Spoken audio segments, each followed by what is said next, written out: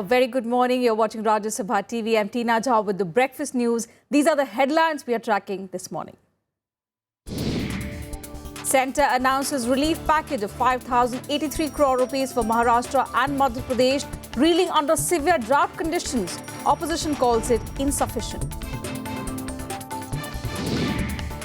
3 years after they parted ways, DMK chief offers hand of friendship to the Congress party, says they won't keep the party out of alliance ahead of the Tamil Nadu elections.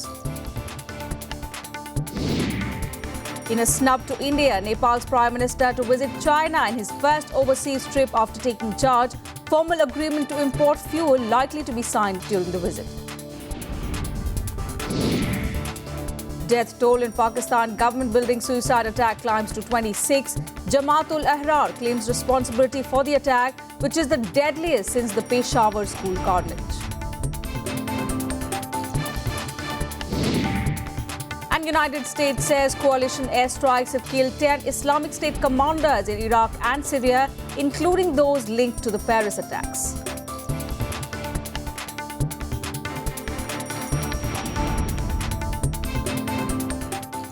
The centre has announced a relief package of 5,083 crore rupees for drought-hit Maharashtra and Madhya Pradesh.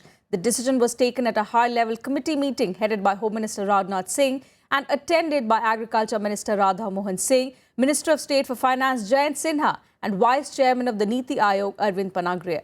The panel examined the report of the central team, which had visited both states some time ago to take stock of the ground situation. In a major relief to the two big states reeling under severe drought, the centre has sanctioned 5,083 crore rupees to both Madhya Pradesh and Maharashtra to cope with the crisis. Out of this, 3,050 crore rupees has been approved for Maharashtra, where nearly 15,000 villages have been declared drought hit. The remaining 2,033 crore will be given to Madhya Pradesh, where as many as 35 districts have been severely hit by drought-like conditions. आज हमारी बैठक थी महाराष्ट्र और मध्य प्रदेश को लेकर। महाराष्ट्र को 3100 करोड़ और मध्य प्रदेश के लिए 2022 करोड़ रुपए की स्वीकृति हुई है। मोदी सरकार आने के बाद जो ओलावृष्टि या सूखा की आपदाएं हैं, इसमें हमने भरपूर मदद की है। इसके पहले यूपीए सरकार जो करती थी, उससे बड़ी राशि हमने की है। Indicating deep distress, both states had sought assistance from the centre to provide compensation to farmers for crop damages. While leaders of the BJP welcomed the centre's help, the opposition camp dismissed it as peanuts. मैं केंद्र सरकार का हार्दिक आभार व्यक्त करता हूं, लेकिन और भी मदद की आवश्यकता है। तो आरपीआई की ओर से हमारी मांग ये है कि कम से कम 5,000 करोड़ रुपए तो मिलना चाहिए। ये जो राशि है, ये बहुत ही कम है। पिछले 3 साल से लगातार महाराष्ट्र में सूखे की हालत है और हमारी ये उम्मीद थी कम से कम 10 से 15,000 करोड़ रुपए महाराष्ट्र को मिलना चाहिए। राज्य शासन ये दावा कर रही है कि अब तक जब जितनी राशि मिली है, सबसे ज्यादा राशि इस साल मिली है। मेरा ये कहना है, राशि की मत देखिए, राशि से भी ज्यादा सूखे की जो तीव्रता है वो सबसे ज्यादा इस साल है। Earlier, the government had approved a relief package of 1,540 crore rupees for Karnataka and 1,275 crore rupees for Chhattisgarh. 6 other states, including Uttar Pradesh and Odisha, have also declared drought and sought the centre's help. Due to deficit in the southwest monsoon this year, nearly 1/3 of the country is reeling under the impact of drought, leading to a spurt in farmer suicides. Bureau Report, Rajya Sabha TV. The government is moving towards more than doubling the maternity leave period for working women from 12 weeks to 26 weeks. The Labour Ministry is in the final stages of preparing a draft amendment bill to extend the period of maternity leave of working women from 12 weeks to 26 weeks and will soon send it for inter-ministerial consultations. Earlier this month, the Labour Ministry held a tripartite meeting with trade unions and employers on the draft amendment bill to extend the maternity leave benefits to natural, commissioning as well as adopting mothers. Besides, there are plans to provide 12 weeks of maternity leave to commissioning mothers who use surrogates to bear a child, as well as for working women adopting a baby. As per the Maternity Benefit Act of 1961, a working woman is entitled to 12 weeks of maternity leave, out of which 6 weeks are before the expected date of delivery.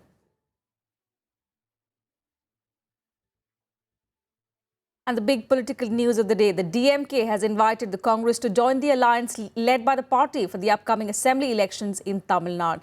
This offer comes nearly 3 years after M. Karunanidhi-led party snapped ties with the Congress.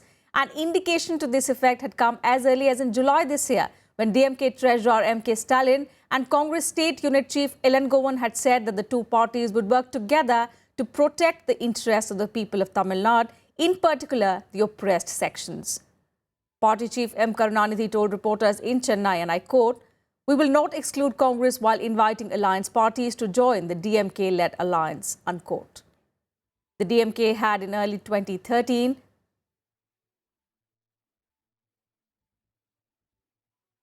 So as we were telling you, the DMK had in early 2013 snapped ties with the Congress over the Sri Lankan Tamils issue. The rupture had also come against the backdrop of the arrests of former Union Minister A. Rajya and Karunanidhi's daughter Kanimori, also a Rajya Sabha MP, in the alleged spectrum allocation scam. I thank Mr. Kalaja for his invitation for us to join his alliance, and I think I'll take this message to the High Command. I'll convey this message to the High Command, and whatever decision High Command takes, we'll abide by it. Congress has lost the people's popularity, people's verdict, even in the central as well as in the state. Hardly they will get 1 or 2% seats, percentage of votes.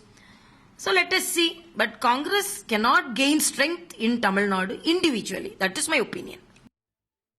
And Congress President Sonia Gandhi will be on a one-day visit to Kerala today. She will inaugurate the annual pilgrimage at Shivagiri in the morning. This will be her first visit to Shivagiri. Later in the day, the Congress President will inaugurate the year-long Silver Jubilee celebrations of the Rajiv Gandhi Institute of Technology in Kottayam. The Congress President will also interact with the leaders of the United Democratic Front and the party's coalition partners. And coming back to the national capital, the war of words between the Delhi Chief Minister and the centre over the DDCA probe panel continues. Arvind Kejriwal has alleged that the centre could strike down the panel, calling it illegal, but the panel will continue with its probe. The BJP has questioned Kejriwal's constitutional authority to set up the panel. Is it true that the MHA has sent DDCA file to the Prime Minister to decide whether to declare inquiry commission illegal? What will PM do? Declare it illegal or allow inquiry? Though it will have no impact on ongoing inquiry commission. A defiant Delhi Chief Minister taking on the centre once again. Kejriwal's reaction came on a day when the man heading the one-man commission, Gopal Subramaniam, wrote to the National Security Advisor, Ajit Doval, seeking a list of 5 officers each from the IB, the CBI and the Delhi Police to assist him in the inquiry. The BJP has said that such a letter is unprecedented and that the Delhi government does not have legal authority to probe the DDCA. पहले पूरी इसकी micro detailing कर लेनी चाहिए कि वो क्या मांग कर सकते हैं, मांग नहीं कर सकते, कौन से अफसर ले सकते हैं, नहीं ले सकते। और मुझे लगता है कि गोपाल सुब्रमण्यम अपने कंधे पर बंदूक दिल्ली सरकार की चला करके काम करवाना चाहते हैं। इसमें पूरी तरह से पॉलिटिक्स हो रही है और इस पॉलिटिक्स का भाग मुझे लगता है कि गोपाल सुब्रमण्यम को नहीं बनना चाहिए। Legal experts have also questioned the former Solicitor General's move to write to the NSA. Gopal Subramaniam is merely compromising his position. He's drawing his power from a totally illegal notification. Let the governments fight. Why should you become party to the whole thing? You are writing, you are even giving opinions how it is constitutionally valid, and then you want to take over the commission and be its chairman. Kejriwal is already at loggerheads with Lieutenant Governor Najib Jung, who has questioned the legality of appointment of the probe panel. The officers will come later. First of all, the investigation has to go forth. And the reports which are coming out in the press suggest that the government will use all its instrumentalities, including the Lieutenant Governor, in order to stall and scuttle the probe. You know, given the big crocodiles who are apparently or allegedly involved in this entire episode, the only way that the truth will be unearthed is if there is a Supreme Court monitored SIT which goes into the entire affair. The AAP has been targeting Finance Minister Arun Jaitley, alleging that wrongdoings took place in the DDCA during his 13-year tenure till 2013 as its head. The trigger for the confrontation with the centre this time was a CBI raid on Arvind Kejriwal's Principal Secretary's office. Bureau Report, Rajya Sabha TV. The Delhi government will conduct a rehearsal of the odd-even formula to curb air pollution on the 31st of December. State government also rubbished reports that a dry run will be held today, confirming that the ambitious traffic formula will come into effect from the 1st of January. The dry run for the odd-even formula to check air pollution in Delhi will be done on 31st of December. But the Delhi Transport Minister insisted that it will be only for the coordination committee that consists of Delhi Transport Department, Traffic Police, Divisional Commissioners, District Magistrate, Sub-Divisional Magistrate and the Delhi Transport Corporation. Pre coordination rehearsal 31 तारीख को सुबह 9 बजे से अलग अलग चौराहों पर किया जाएगा। इससे पब्लिक को किसी तरह का प्रभाव नहीं पड़ेगा। ये उस नियम को लागू करने के लिए नहीं 31 को हम रिहर्सल कर रहे हैं। ये आपस की जो टीमें हैं, जो सारी जो अलग अलग फोर्स हैं, उनके साथ एक प्रॉपर कोऑर्डिनेशन बन जाए। Delhi Police Commissioner B.S. Basi also backed the initiative. He urged people not to misuse exemptions and clarified that the fine of 2,000 rupees will be levied if the rule is flouted. We have taken a number of steps which have improved road safety in the city and which ensures mobility with safety in Delhi.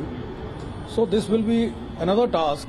So we do not apprehend any serious problem, particularly because the number of exemptions make the job easier. The government has exempted VVIPs, police, paramilitary forces, emergency services like ambulances, fire brigade, gas-run private vehicles.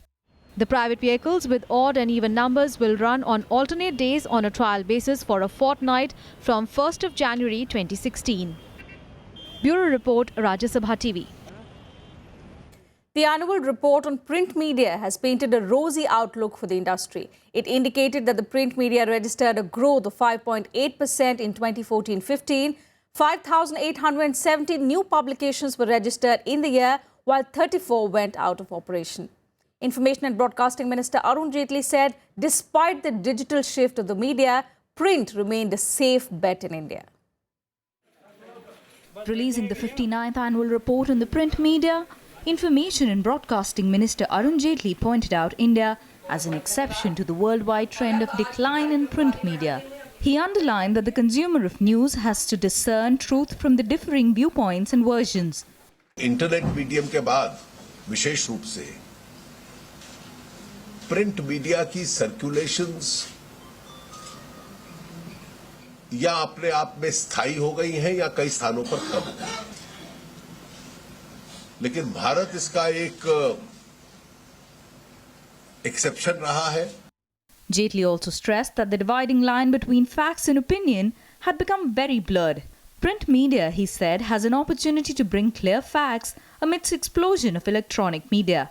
Television channels पे भी एक shrill प्रकार से कई बार चर्चा होती है, तो उस चर्चा के बाद वास्तविक समाचार क्या है, उसकी तलाश में व्यूअर या रीडर घूमता है.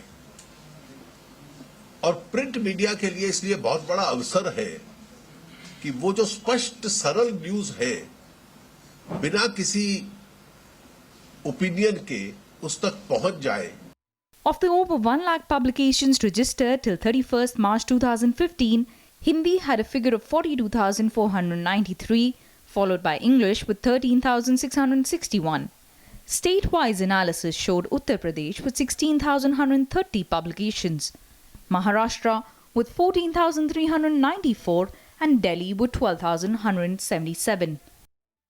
Together, all publications reached out to over 51 crore readers. Kriti Mishra's report for Rajya Sabha TV. And look now at some stories that are expected to develop during the day in our segment, The Day Ahead. Today, the Delhi High Court will hear the petition against odd-even policy of the Delhi government. From the 1st of January to the 15th, cars with odd and even number plates will be plying in the national capital in order to control the worsening air pollution in Delhi.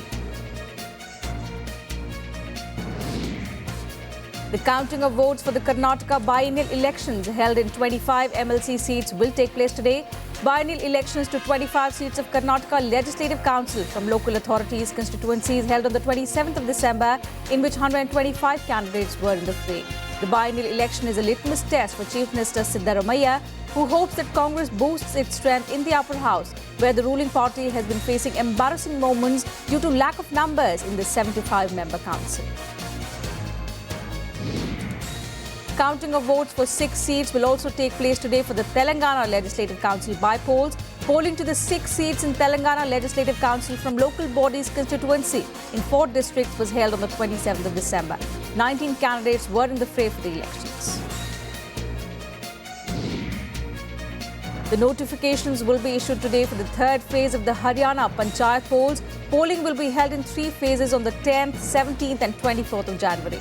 Polls would be conducted for 416 members of 21 Zilla Parishads, 3,001 posts of 126 Panchayat Samitis and 6,198 and 62,492 posts of Sarpanches and Panches respectively.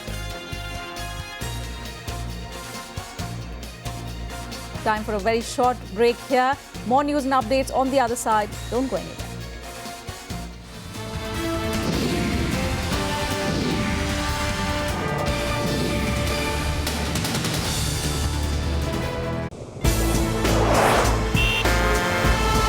Tales that inspire, stories of social change. A salute to diversity, promoting public discourse. Events that motivate, inspiring the innovative spirit. Watch Rajya Sabha television documentaries every Friday at 10:30 p.m., Saturday 12:30 p.m. and Sunday at 1 p.m.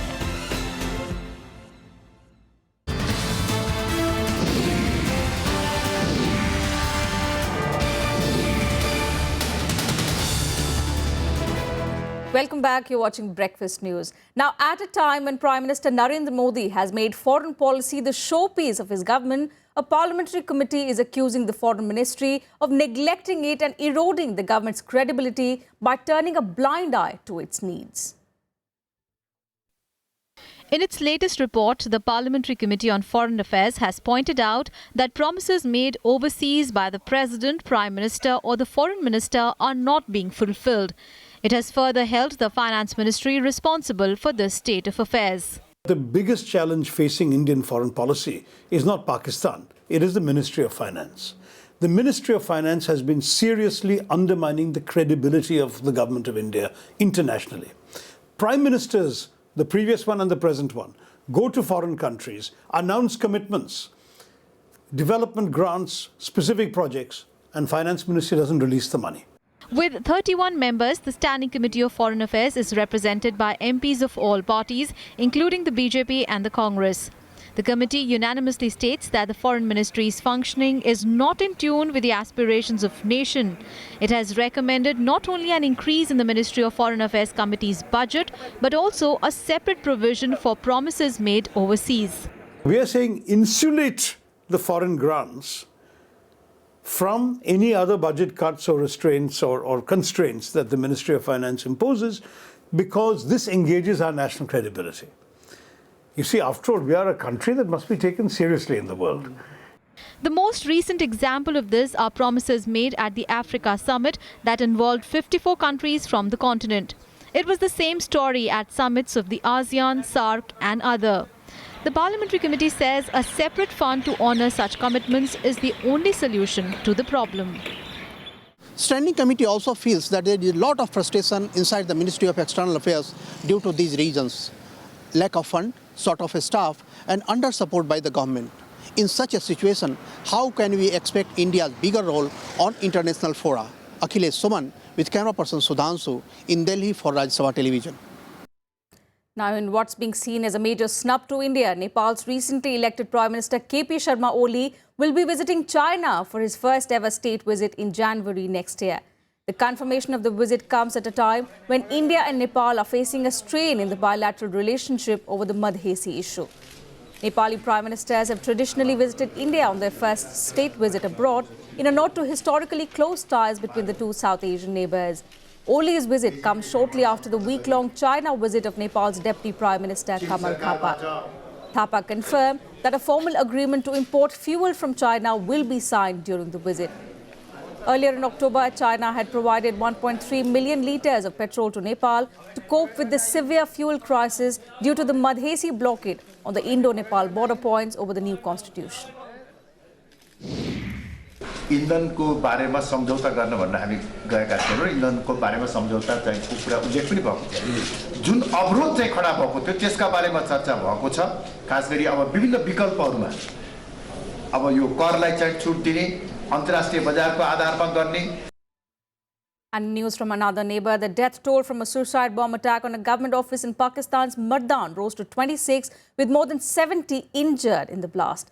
Terrorist organization Jamaat-ul-Ahrar has claimed responsibility of Tuesday's attack, which is the deadliest since the Peshawar school carnage that left over 150 school children dead last December. The attack took place yesterday after a motorcycle-borne bomber blew himself up outside the office of Nadra, that manages the sensitive registration database for the entire population of Pakistan. Now, according to reports, up to 12 kilograms of explosive material may have been used in the blast that caused extensive damage to the office building. Pakistan's Home Ministry has sought an immediate report on the blast.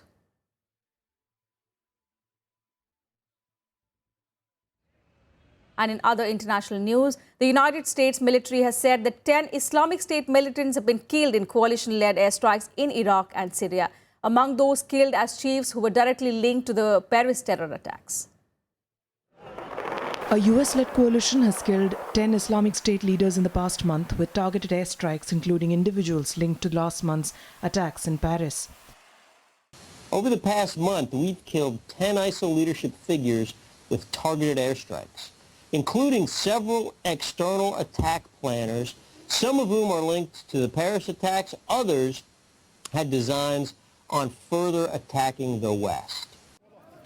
One of those killed was Abdul Qadir Hakim, who facilitated the militants' external operations and had links to the Paris attack network. He was killed in the northern Iraqi city of Mosul on December 26. A coalition airstrike on December 24 in Syria killed Sharaf al-Muadan, a Syrian-based Islamic State member with a direct link to Abdul Hamid Aboud, the suspected ringleader of the coordinated bombings and shootings in Paris on November 13, which killed 130 people. The US says Muadan was actively planning further attacks against the West. So all of the 10 names that I read were all killed by airstrikes.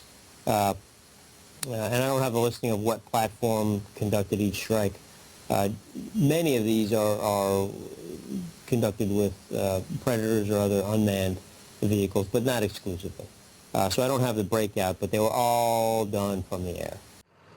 The Iraqi army recently saw its first major victory against the ultra-hardline Sunni militants, declaring the capture this week of Ramadi, a provincial capital west of Baghdad, which fell to the Islamic State in May.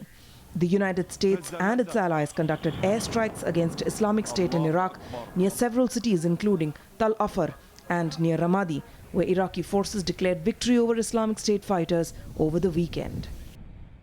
I would agree with that Iraqi officer who said that 80% of the effort in Ramadi was due to coalition airstrikes. I think that's a fair assessment. We don't kind of keep those numbers. That's really just more instinct and feel, but I wouldn't argue with that. The airstrikes have been significant. We believe that over the last 6 months, in the over 600 strikes, which translates to over 2,500 kinetic events, 2,500 different targets. But the big target ahead for the coalition forces is recapturing Mosul. I think it's really important to keep in mind that we still have a fight ahead of us. Mosul is different than Ramadi. It's a big, big, big city.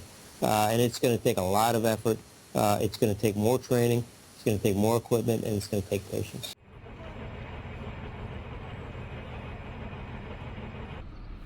Bureau Report, Rajya Sabha TV. And all the other international stories in this quick world wrap. Heavy rains and severe flooding brought on by El Nino hit Brazil's southern region, forcing thousands of families to abandon their homes. Brazilian authorities declared a state of emergency in 43 towns. The Uruguay River overflowed its banks and forced thousands of people to flee their homes in Uruguana, the worst hit city. More rain is expected throughout the week. Residents of Missouri struggled through a fourth straight day of storms on Tuesday. Residents are fighting with floodwaters that inundated homes, forced evacuations and closed highways and even parts of the Mississippi River. A week of chaotic weather continued throughout the United States as a storm system that created deadly tornadoes in the Midwest and Southwest pushed north. More than 40 people have died of weather-related causes so far. A federal criminal court in Argentina convicted two former transportation secretaries to jail in connection with the 2012 train accident that left 51 people dead and hundreds injured. An 8-year sentence was handed out to Juan Pablo Schiavi for defrauding the public administration and involuntary manslaughter due to the high number of deaths. Sentences ranging from 3 to 9 years were also handed out to the train driver Marcos Cordoba, as well as several officers who were in charge of supervising the train line. A single-engine airplane slammed into an office building in downtown Anchorage, Alaska, and burst into flames on Tuesday. The pilot was killed in the accident and no other casualties were reported. The plane crashed into the 6-story building while the debris struck an adjacent building, blowing out an electrical transformer and causing a power outage in the area. The pilot believed to be the only person aboard the plane. The World Health Organization declared Guinea free of Ebola 42 days after the last person confirmed with the virus. The West African country that has lost more than 2,500 people to the virus now enters a 90-day period of heightened surveillance. The world's worst outbreak of the disease began in Guangdong, Eastern Guinea in December 2013. It then spread to Liberia, Sierra Leone and 7 other countries.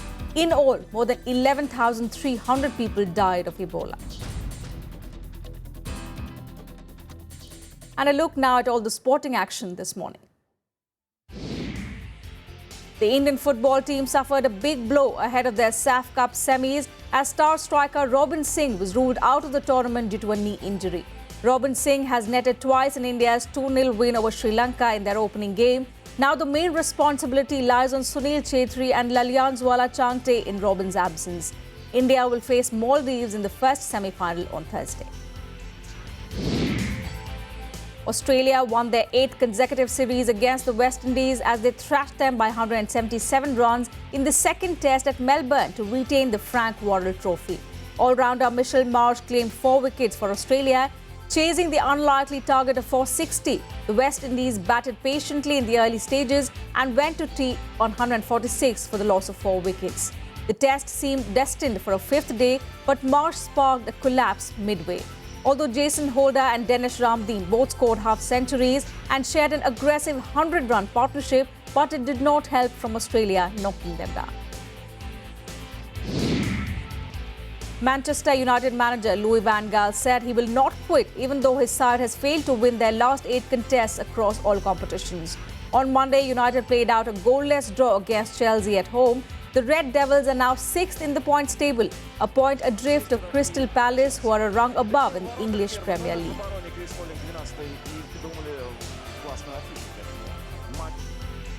That's it from us in this bulletin. Thanks for watching. Have a nice day.